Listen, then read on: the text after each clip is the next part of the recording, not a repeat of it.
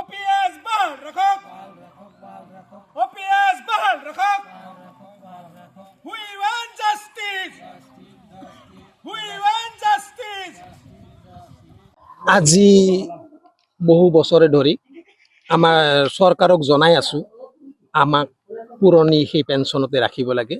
এতিয়া প্ৰথমতে এবাৰ NPS ওলালে আৰু এইবাৰ EPS ওলালে। আমি UPSত নাথাকোঁ, NPSত নাথাকোঁ, আমাক OPS বাহাল ৰাখিব লাগে। কাৰণ এক দেশ এক নীতি। এতিয়া কৰ্মচাৰীসকলক চৰকাৰে NPS UPSত দুটা প্ৰচেছত দিছে, য'ত যায় যাব পাৰে, কিন্তু তেওঁলোকে কিয় নাযায়? মন্ত্ৰী মিনিষ্টাৰবিলাকে কিয় নাযায়?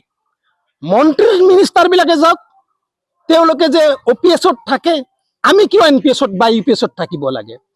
কথা হ'ল তেওঁলোকে আজি MLA হৈছে, 5 বছৰত পেঞ্চন পাব, কথা নাই, আৰু তাৰ পৰা মিনিষ্টাৰ হ'ব, তাতেও পেঞ্চন পাব, তাৰে পৰা ৰাষ্ট্ৰপতি হ'ব, তাতেও পেঞ্চন পাব। তেওঁলোকৰ কিন্তু সেইখিনি আৰ্থিকত একো তাৰমানে ক্ষতি নকৰে। কিন্তু আমি 30টা বছৰ বা 35টা বছৰ কাম কৰোঁ, কাম কৰাৰ পিছত যেতিয়া আমি ঠকবক হয়, লাঠি ল'ব লগা হয়, তেতিয়া আমাৰ চলাৰ বৰ্তমান যি পৰিস্থিতি দেখা পাইছোঁ, আমাৰ টেবলেটটো কিনিব পইচা নহ'ব। সেইকাৰণে অসম চৰকাৰক দাবী জনাইছোঁ, আমাক যেন OPSত বাহাল কৰি ৰাখে।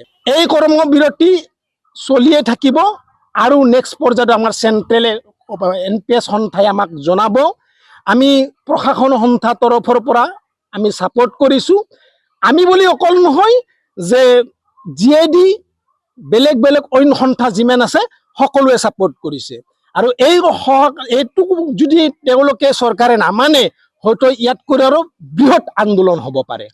চৰকাৰে কোনো ধৰণৰ গুৰুত্ব প্ৰদান কৰা নাই। We want justice OPS बहाल रखो OPS बहाल रखो We want justice We want justice আজি আমি আমাৰ হালবাৰী কলেজ গোটৰ পৰা আমি NPSত আছোঁ। আমি NPSটো আমাৰ কাৰণে ভৱিষ্যতৰ অৱসৰকালীন সময়ত NPSটো আমাৰ কাৰণে বেয়া, অৰ্থাৎ আমি সুৰক্ষিত নহয়। সেইকাৰণে আমি পুৰণি পেঞ্চন OPSটো দাবী কৰিছোঁ।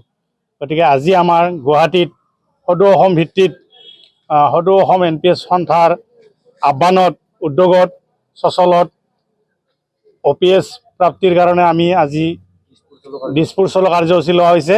আৰু যিবিলাকে সেই কাৰ্যসূচীত অংশগ্ৰহণ কৰা নাই, নিজৰ নিজৰ অনুষ্ঠানবিলাকত কৰ্মবিৰতি পালন কৰি ইয়াৰ প্ৰতিবাদ গ্ৰহণ কৰা হৈছে। আজি অকল 24 তাৰিখে এটা দিন লোৱা হৈছে, আৰু পিছতো আছে কাৰ্যসূচী। পিছৰ কাৰ্যসূচীবিলাক সময়মতে হৈ থাকিব। আজি 24 তাৰিখত আমাক ৰাতিপুৱা 10 বজাৰ পৰা আবেলি 4 বজালৈ আমাক কৰ্মবিৰতি পালন কৰিব দিছে, আৰু সেই নিৰ্দেশ আমি পালন কৰি আজিৰ এই কাৰ্যসূচীটো অনুষ্ঠিত কৰিছোঁ। এই কাৰ্যসূচীবিলাক গ্ৰহণ কৰি থকা হৈছে আৰু চৰকাৰৰ দৃষ্টিগোচৰ কৰা হৈছে যদিও চৰকাৰে আজিলৈকে আমাৰ এই OPS যিটো দাবী, এই দাবীটো গ্ৰহণ কৰা নাই।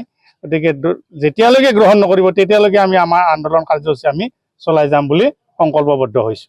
যিকোনো খবৰৰ বাবে যোগাযোগ কৰক 7099017330 লগতে 7099017110 নম্বৰত।